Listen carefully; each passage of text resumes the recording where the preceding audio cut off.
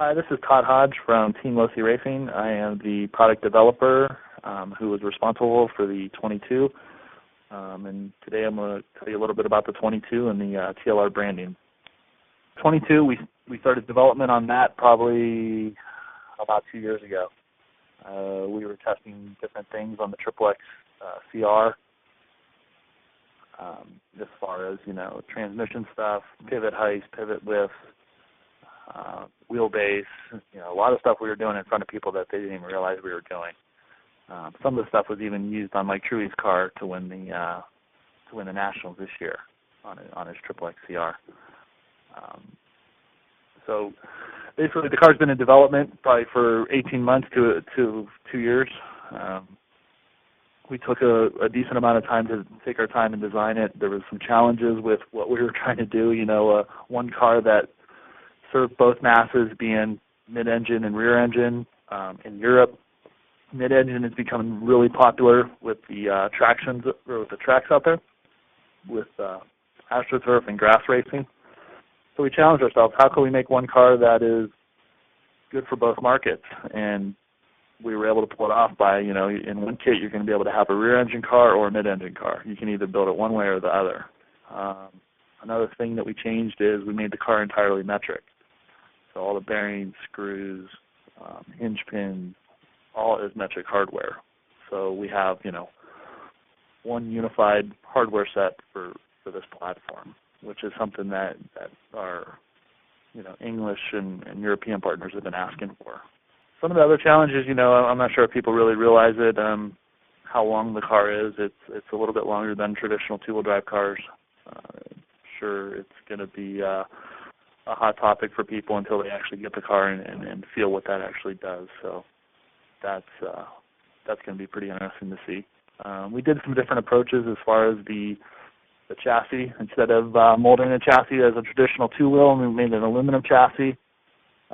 We found during our testing that it was actually considerably better. The car actually has a more solid feel. It's more consistent. You don't have to worry about breaking T-plates. Honestly, the chassis will last the life of the vehicle, many, many years. The biggest advantage for the longer wheelbase is corner speed. We found that the longer we kept making the car, the more corner speed we gained. We had to obviously make some other changes to suspension components to accept the longer wheelbase. But if you remember back in the day when we, Team Losi Racing used to have the XX series of vehicles with all the different length chassis. Well, that kind of got us thinking, and we started testing longer wheelbases, and it basically improved corner speeds, improved jumping, just all around made the car a lot more consistent. My vision for drivers to be switching between rear motor and mid motor is, I really don't see many people trying to do it at the track, because it is pretty, it's probably going to take you maybe an hour or hour and a half to convert your car from mid-engine to rear engine or vice versa.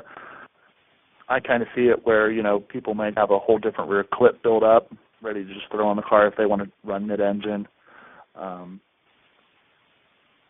So it's basically going to be something that's going to be driver's preference. I think a lot of the pro guys in the U.S. will probably stick with rear engine.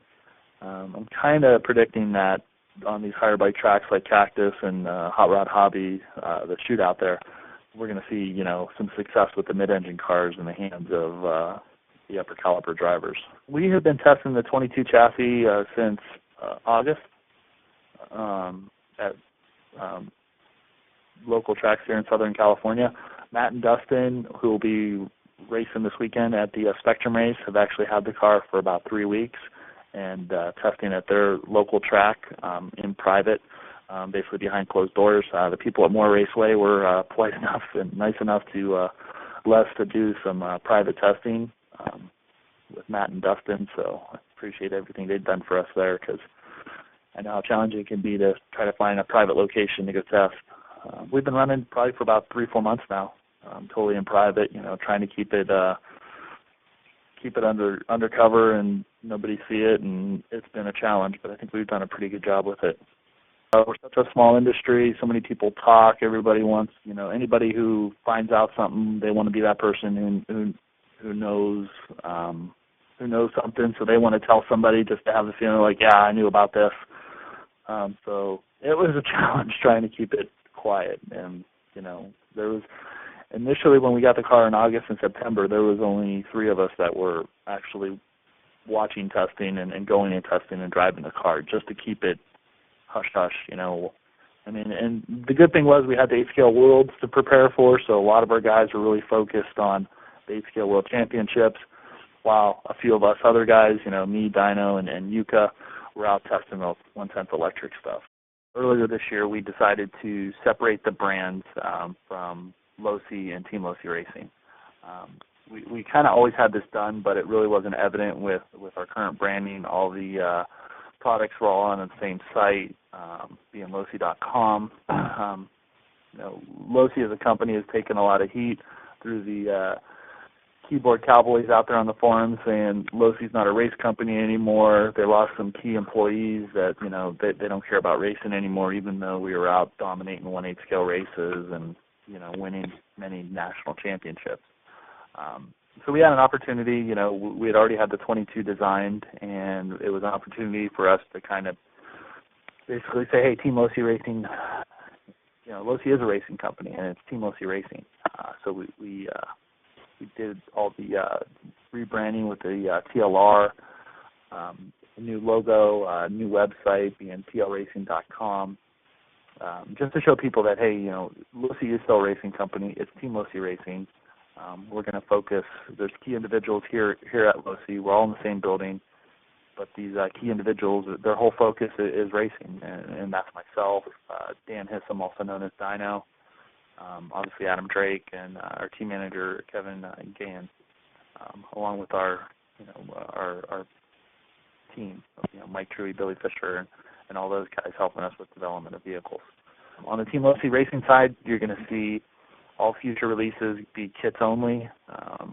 We're going to be getting away from the rollers. We'll still continue to sell the 8 2.0 roller and the 8T 2.0 roller and the comp crawler as a roller, but all future vehicles that we come out with will be kits.